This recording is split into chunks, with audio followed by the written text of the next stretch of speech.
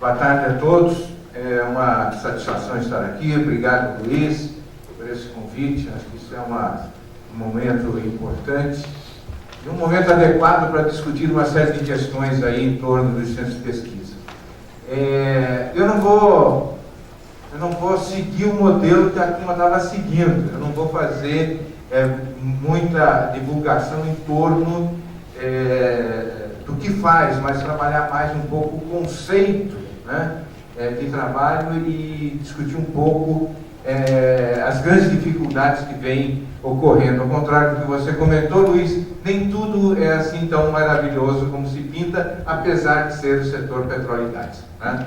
Eu queria fazer uma pergunta. Quem aqui é da instituição privada? Quem que é de instituição privada? Ok. Quem que é de governo? De instituições? Ok. E quem trabalha no setor petróleo e gás? Muito bom. Ok. É só para ter uma noção aí de com quem que a gente está falando. Eu vou fazer um rápido histórico a respeito dessa questão da evolução dos laboratórios, dos centros de pesquisa no setor de petróleo e gás. Depois vou falar especificamente sobre o Fundo Setorial do Petróleo, sobre a cláusula de investimentos em pesquisa, desenvolvimento e inovação, e falar um pouco sobre os centros de pesquisa de um geral e falar de resultados visíveis. Eu chamo de visíveis porque tem muita coisa a mais do que a gente consegue enxergar dentro desse trabalho todo que vem sendo desenvolvido. É conveniente lembrar primeiro que dentro desse contexto histórico, né, a gente olha algumas questões, alguns marcos de evolução dentro do Brasil.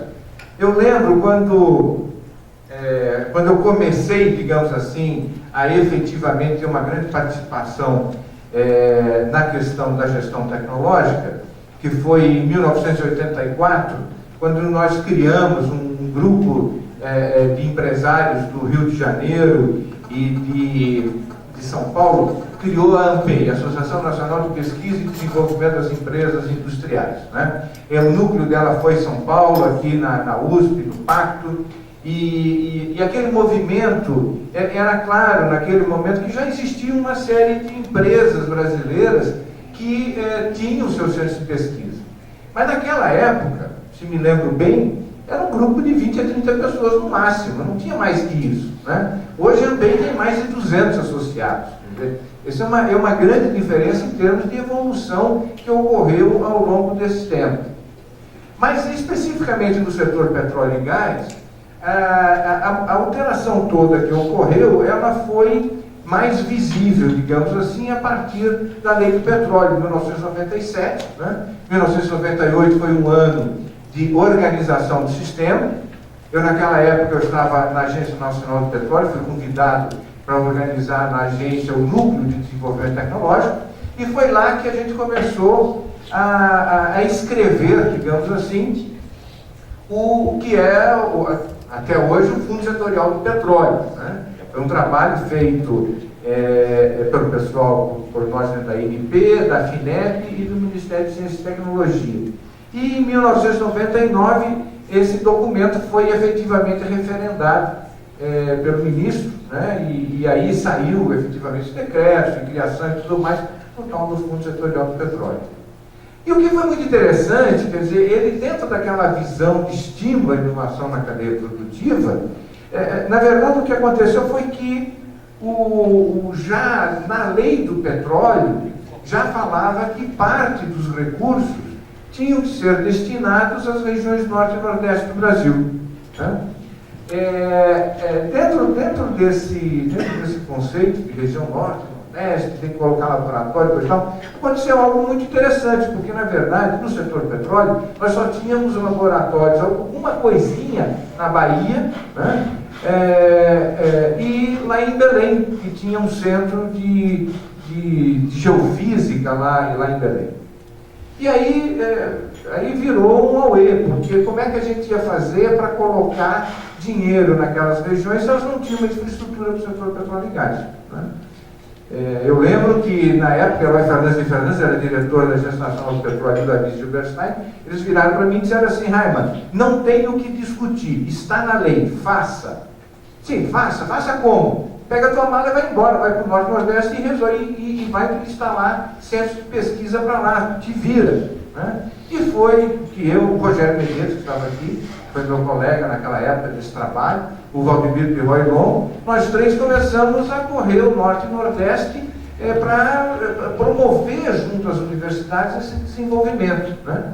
Resultado disso é um resultado fantástico. Hoje, por exemplo, posso dizer para vocês que só a Universidade Federal do Rio Grande do Norte tem mais de 16 laboratórios de primeiríssima linha dentro do setor petróleo e gás, que foram estimulados naquele primeiro momento pelo CPPET, efetivamente. Nós tivemos casos interessantíssimos, como o caso da Universidade Federal do Maranhão, que dentro do curso de Química não tinha nem um potenciômetro, não tinha nada, tinha um curso e não tinha laboratório. Né?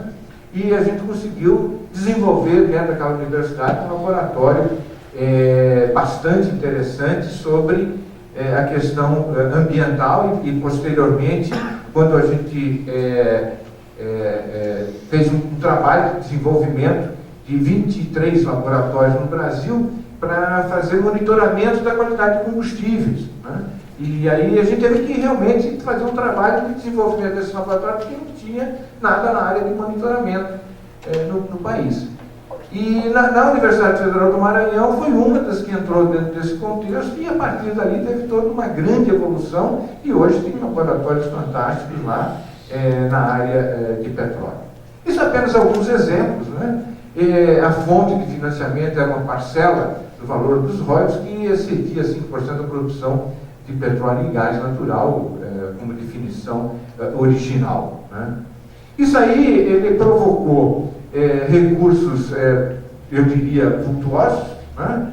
Ao longo do tempo, de 1999 até 2013, a gente teve aí um total de 11 bilhões de reais, mas com uma questão que já foi citada aqui, que infelizmente só cerca de 900 milhões foram efetivamente aplicados.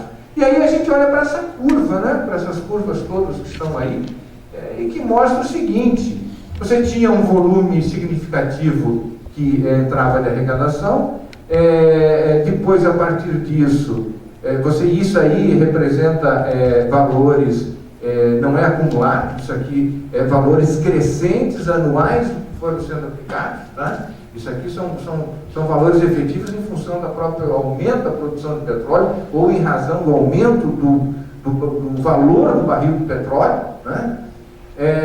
E curiosamente, né, nós vivemos golpes e golpes. Né? Quando chegou um tempo, vocês devem lembrar, que o governo declarou que daqui para frente não tem mais contingenciamento. Ótimo, não tem mais contingenciamento. Mas fizeram o quê? Não, usaram de um outro artifício, vocês podem ver aqui, que foi o fato, né, de que esse aqui era o valor que vinha sendo definido como orçamento autorizado pelo Congresso, e tá bom, não tem mais contingenciamento, o autorizado pelo Congresso caiu para aquilo que anteriormente era feito depois do contingenciamento. Né? Pronto, está resolvido, não tem mais, mas em compensação o valor aprovado pelo Congresso era um valor mínimo em termos de aplicação. Se a gente olhar aqui anteriormente, né, você via que tinha todo lá os valores de arrecadação do empenhado e do pago, você tem uma diferença bastante significativa. Né? Aí hoje o que acontece? Hoje acontece que o dinheiro dos royalties do petróleo, que ficavam em toda aquela parte que nós chamamos chamada picanha azul, né, que é aquela área do pré-sal.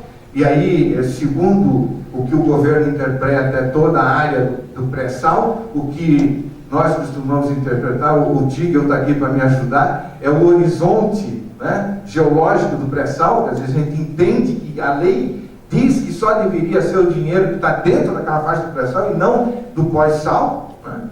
Mas existe uma controvérsia muito grande em cima disso.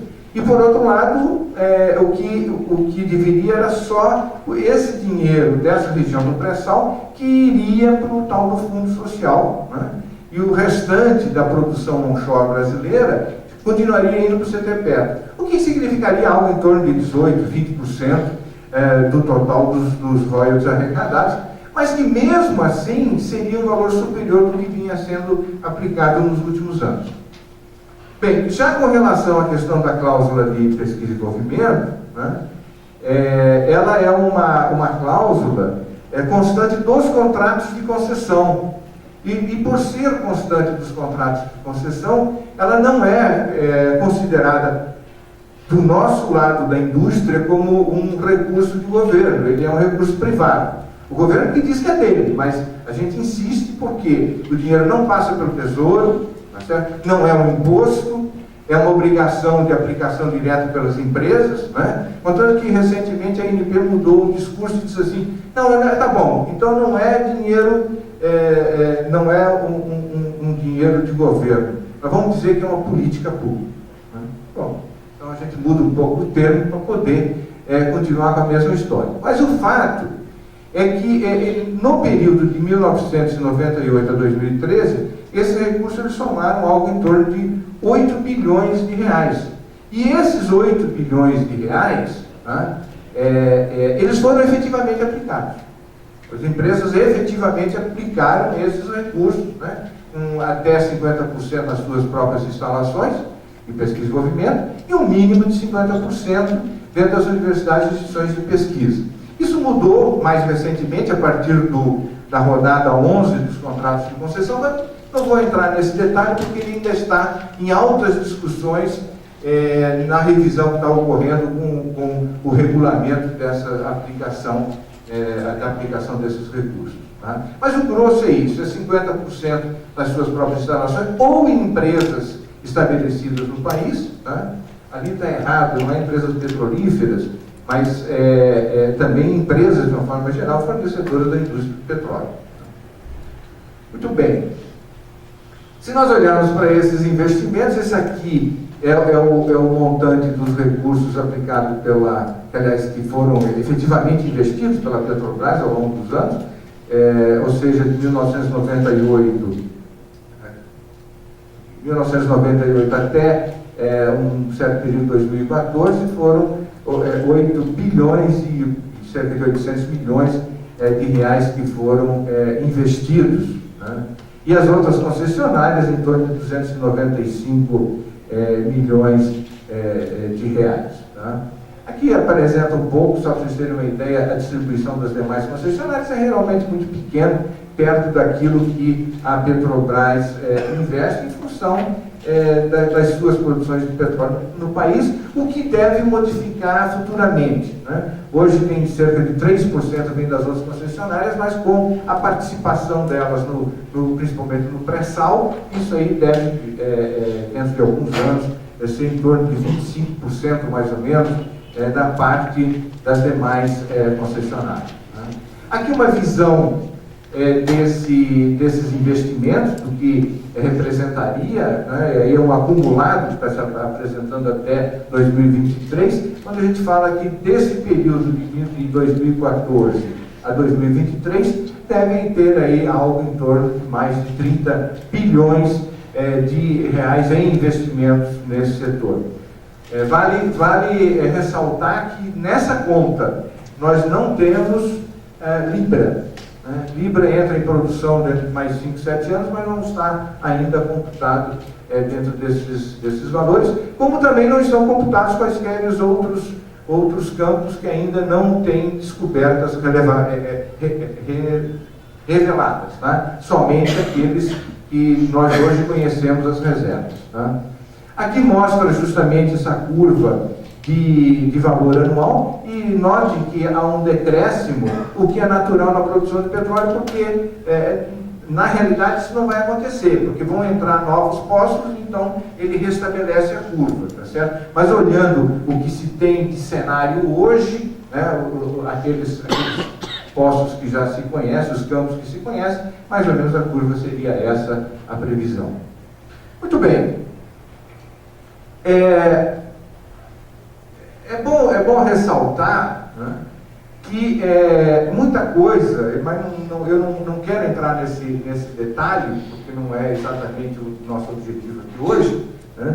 Mas muitas questões podem modificar esses valores e podem modificar, inclusive, a forma de aplicação disso em função de questões que estão propostas dentro do regulamento e que nós estamos combatendo. Nós do IPP, nós da Unip, nós da academia, nós de um monte de lugares, né, tio? A gente está aí brigando para manter um status, né, de controle sobre esses recursos, porque agora, dentro do novo regulamento, a ANP propõe um comitê técnico-científico de formação fantástica. São 8 membros, 5 da ANP, 1 da academia, 1 do setor das concessionárias e 1 dos produtores de bens e serviços. Ou seja, nós vamos perder sempre, né? Então, não tem condição, a gente está combatendo isso, tem uma série de discussões em torno dessa questão e desse absurdo.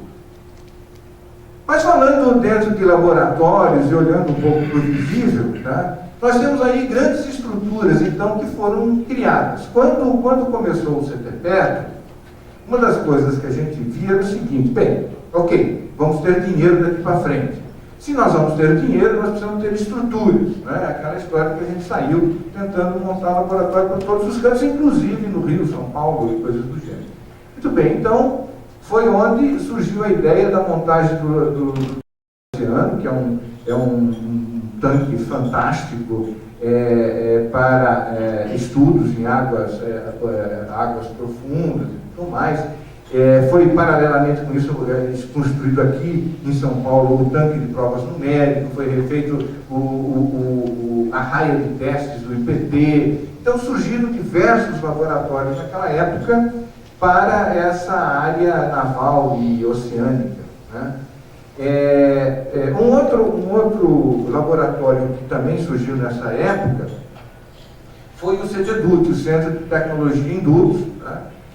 O qual eu tenho a satisfação de presidir esse centro como representante do IBP.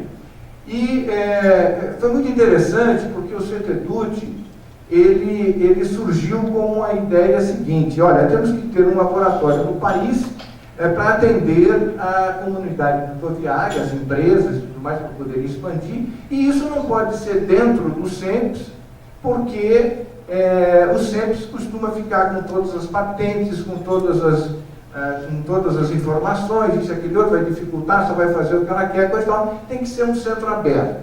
Por outro lado, a ideia era de que esse fosse um centro que a gente chama em escala real. E para ser um centro em escala real, era um centro que, digamos assim, de um custo muito elevado e também de uma manutenção bastante elevada em termos de custo.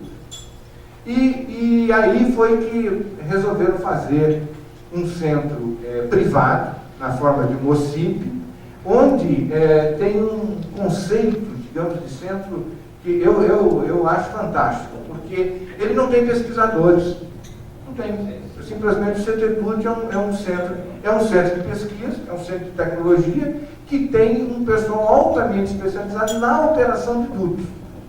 Mas não tem especialistas para fazer o trabalho de pesquisa. Esse pessoal vem das universidades que querem trabalhar com o CTDUT. Ele vem das empresas associadas, né? Por exemplo, nós temos o pessoal da PUC, do Rio de Janeiro, que faz pesquisa lá dentro. Nós temos o pessoal da Universidade Federal de Santa Catarina, nós temos a do Rio Grande do Norte, a Universidade Federal do Rio Grande do Norte. Tudo são instituições que utilizam o CTDUT. Temos também empresas, né, que utilizam. E aí entra uma questão que hoje estava sendo debatida aqui, que é o famoso problema da privacidade do pesquisador, do sigilo da pesquisa, né? Por quê? Porque aqui, o pesquisador que vem aqui, ele vai trabalhar, vai pôr a mão na massa, coisa e tal, e nós não ficamos sabendo do resultado. Não nos interessa saber o resultado, ele faz as pesquisas. O nosso pessoal orienta, opera os equipamentos, mas o resultado daquilo que é feito nós não ficamos sabendo. E isso é bom porque toda a questão do sigilo fica sobre inteira responsabilidade daquela empresa operadora. E com isso, nós vamos conseguir trazer muitas empresas internacionais para fazerem pesquisas aqui.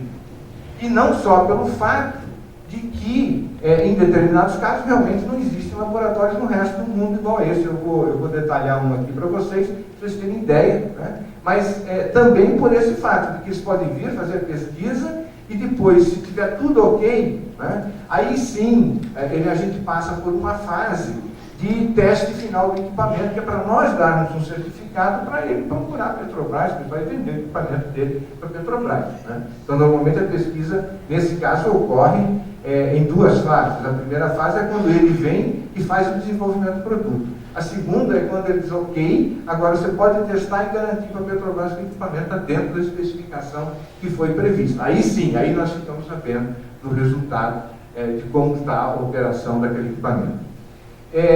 As nossas instalações lá, são como esse caso aqui, né, são todas instalações de dutos em escala real, né, que você pode testar o equipamento em escala real.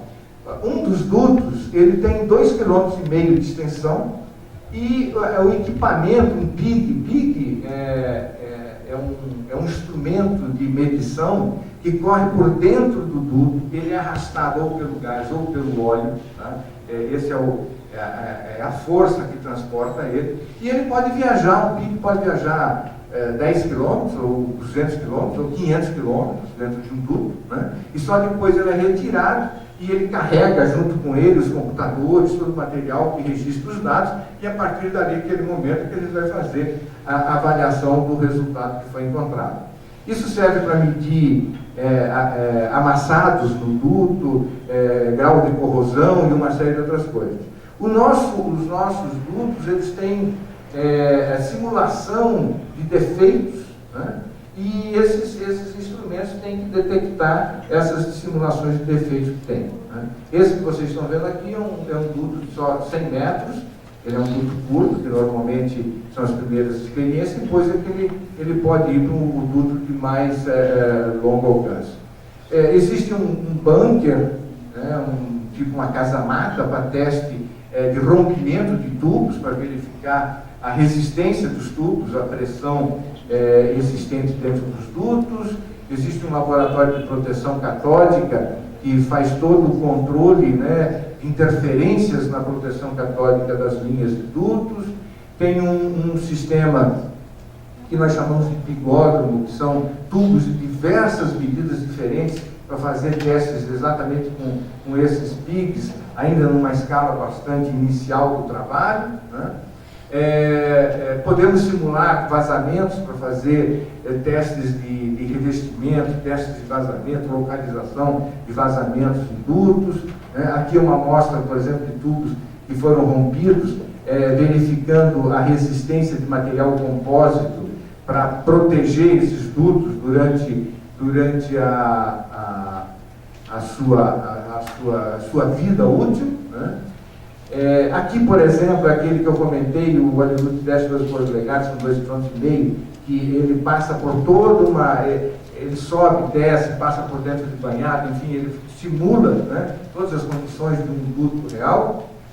E, bem, então isso sobre o CTDUT. Aí, o que eu queria dizer para vocês é o seguinte: esses laboratórios, só para concluir mais laboratórios, esse aqui é uma menção ao laboratório de simulação numérica e mecânica dos fluidos, que tem lá na Universidade Federal de Santa Catarina, né? Esses laboratórios todos, né, evidente aí, eu poderia aqui passar tempo enorme falando de N laboratórios existentes, né? O importante é o seguinte, é quando a gente olha para o que tem de visível, né? Aqui está muito confuso, mas só para dizer para vocês o seguinte: isso aqui é o resultado de um trabalho que foi feito do Prêmio ANP de Inovação Tecnológica, que foi feito no ano passado, né? E que apareceram aqui separador submarino água e óleo, que fica lá no fundo do mar, que agora o nosso próximo desafio é levar tudo para o fundo do mar, né? A parte de monitoramento sísmico 4D permanente, que ficou em segundo lugar. A questão de injeção de água, boia de sustentação de risers, bomba multifásica submarina, são N experiências.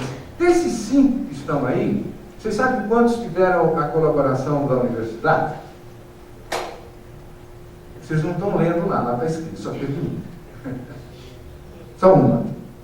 E que teve uma participação da universidade do ponto de vista, né, de apoio, digamos, aos testes do equipamento. Aí quando a gente olha para isso, e olha para outra situação anterior, e vê que essas empresas todas que nós temos aqui são empresas que vêm lá de fora, que vêm se estabelecendo no nosso país, eu diria para vocês, tem algo de errado. Tem algo de errado. O que tem de errado? O que tem de errado é uma questão conceitual, né, de ter uma visão holística, uma visão pelo todo do que nós fazemos no país e como nós fazemos no país. Por exemplo, no caso do CTDUT, aquele duto de 2,5 km custa 2 milhões de reais por ano de manutenção. Só manutenção, a gente pode ficar paradinho lá, vai gastar 2 milhões de reais. Cadê verba para manutenção desse centro? É um centro privado. Quando nós vamos pegar dinheiro lá na FINEP, quando nós vamos fazer alguma coisa, nós não podemos descarregar um monte de despesa, porque o governo diz que nós só temos 5% de indivisíveis. Como é que nós pagamos? Vocês lembram aqui dessa... Não está voltando. Aqui, ó, aqui em cima, nesse morro, nós somos obrigados a manter guarda armado por 24 horas. Porque lá dentro é uma cheia de equipamento, e aqui desse lado aqui que não aparece na foto tem uma comunidade. E que se nós não tivermos guarda armado lá em cima, eles levam tudo embora. Nós não podemos colocar isso nos nossos projetos. Quando nós vamos para a NP, nos projetos da NP, acontece a mesma coisa. E aí eu pergunto, mas quem é que paga? E aí nos obrigam a fazer projetos na base de convênio. Você só pode cobrar aquilo que efetivamente você gastou. E aí eu pergunto, cadê a política dos centros privados? Nós sofremos isso, o Instituto Eldorado sofre, o IPT sofre, todo mundo, um bando de gente sofre essa questão. Como é que a gente faz para mudar essa lógica? Como é que a gente olha, tentando olhar uma realidade? Olha só, o meu amigo aqui, professor Malisca, do Laboratório de Simulação Numérica, tem um problema seríssimo, porque ele estava dizendo para mim o seguinte: não, o programa Sem Fronteira levou todos os meus especialistas que trabalhavam aqui, os meus bolsistas e coisas lá, que trabalhavam no laboratório. Foi praticamente todo mundo embora. E agora, como é que eu faço? Eu não tenho dinheiro para pagar gente, para colocar no laboratório. Né? Então é assim, aquele outro da COP, do Laboratório Oceânico e dos outros, é o mesmo problema. Todo mundo com problema de manutenção. Então, eu digo o seguinte, só para tentar finalizar essa história. Tá? Está vindo aí um novo programa. Esses dias eu estava conversando com o professor Bevilacqua sobre o Plataformas do Conhecimento, dizendo o seguinte: olha, não adianta vir mais um programa. Eu estou cansado de programa. Né? A gente fez tanta coisa ao longo desse tempo. Né? Eu sei que, poxa, eu fui um dos responsáveis pelo CTPET, eu fui um dos responsáveis pela cláusula de investimento de P&D, mas o problema não está nisso, o problema está na essência das coisas que não nos são permitidas fazer e que nós somos tratados como se nós fôssemos ladrões, como se para tudo a gente estivesse querendo se aproveitar. Né? E fica todo mundo de olho lá em cima de você para acompanhar o que você está fazendo. Então nós temos que ter uma visão mais holística, nós temos que olhar para essa questão toda e dizer o que pode se fazer e o que não se pode fazer. Nessa questão tem um ponto que é fundamental. Se a Petrobras, com esse dinheiro todo que ela tem, ela contratar uma empresa incubada, uma startup, e colocar dinheiro nela para desenvolver um projeto, vocês sabiam que ela depois não pode comprar dessa empresa? Ela não pode. Quer dizer, como é que dá continuidade ao produto? Como é que fecha o ciclo da inovação? Né? Essa empresa teria que entrar no cadastro da Petrobras, não sei o quê, ter um capital não sei das quantas, mil coisas para poder vender para a Petrobras. Como é que a gente fecha o ciclo da inovação? Ela já demonstrou que tem capacidade. Né? Ela tem capacidade operacional. Ela fez, mas não pode vender. Esse é o problema maior do conteúdo nacional. Essa política de conteúdo nacional, esse é o problema maior aí? Exatamente, porque a gente está hoje defendendo muito toda a ideia do conteúdo local. você puxou o assunto, eu não quis entrar nele, porque também é outra questão, mas se nós queremos, dentro do setor petróleo e gás, defender a formação da genuína empresa brasileira, como é que ela começa? Ela começa grande? Não, nós temos que ajudar as pequenas empresas, é por ali que se começa. Né? E aí esbarramos esses problemas, inclusive ANPEI, junto com outras associações, inclusive dentro do próprio programa Brasil Maior, a gente fez um trabalho de apresentar uma nova lei, mudando todas essas condições, só que as coisas, no fundo, não andam. Muito bem, eu queria encerrar só dizendo o seguinte, o IPP, dentro da sua agenda prioritária, ele, na questão relacionada com a tecnologia, né, nós colocamos dentro da agenda a questão relacionada com o Fundo Setorial do Petróleo, colocando a seguinte proposição: é necessária a revisão da legislação e a edição do decreto, como já previsto em lei, para recompor os recursos destinados ao CTPET, considerando que hoje a comunidade técnico-científica está plenamente estruturada e em condições de realizar programas e projetos mais robustos. Então, a nossa grande proposta, isso aqui é a nossa agenda prioritária 2014-2015, para quem quiser, ela está lá no nosso site. Eu só tenho um exemplar, vou deixar com o Luiz. Né? Esse tempo está apertado, eu você explicasse rapidinho. Aí, esse problema que deu aí com a lei do petróleo e com o CTPetros, que murcharam os recursos. É o que ocorre, e é o que nós vamos tentar defender esse ano, tá certo? Quer dizer, a partir agora das eleições, porque agora não adianta nada, vamos esperar o resultado, tá? Fazer um intenso trabalho junto com toda a comunidade, nós vamos tentar, com todo o pessoal, trabalhar no sentido de reverter essa situação. O que aconteceu foi o seguinte, vocês lembram que tinha, no primeiro momento, tinha toda uma parte dos royalties que eram destinados ao governo, né? E que esses royalties foram encaminhados para um fundo social, né? Chamado Fundo Soberano, que há dias atrás passaram a mão em todo o dinheiro do soberano, né? Sobrou nada aí para cobrir as despesas aí do ano. Mas enfim, aí o que acontece? Em seguida, quando deu aquela confusão dos royalties dos estados, municípios, toda aquela distribuição, todo mundo queria, coisa e tal, de certa forma o governo aproveitou aquele momento e disse o seguinte: bem, então, já que estava mexendo na questão dos royalties oriundos do pré-sal, tomaram a decisão de passar todo aquele dinheiro, de toda aquela área dos royalties, passar para o tal do Fundo Social. E aí, em seguida, né, houve uma definição por parte do governo de que aquele dinheiro que estava indo, uma parte do dinheiro que estava indo para o Fundo Social, seria destinado à educação, e aí que a saúde entrou no meio e também pegou uma fatia desses recursos. Tá? Eu estou reduzindo aqui a história. Então, aí o que aconteceu? Praticamente todo o recurso que era destinado anteriormente ao CTPET, né, ele passou aí para o tal do Fundo Social, Educação e Saúde. Né? Só que nesse momento surge o seguinte: tudo que era fora dessa área do pré-sal, teoricamente, permaneceria indo para o CTPET. Não tinha nada, a lei só se referia ao dinheiro das áreas especiais onde estava colocado o CTPET, o pré-sal. Tá? E aí ela entendia o seguinte: ó, daqui para baixo é pré-sal, daqui para cima é o pós-sal, que a gente chama, que era antigo, toda a parte da produção de campos, né? E ela pegou e colocou toda essa área. Quer dizer, o polígono passou a se chamar o polígono do pré-sal. Mas, dentro de uma certa momento da lei, ela também se refere ao horizonte geológico do pré-sal. E aí, César, mas o que é o horizonte geológico do pré-sal?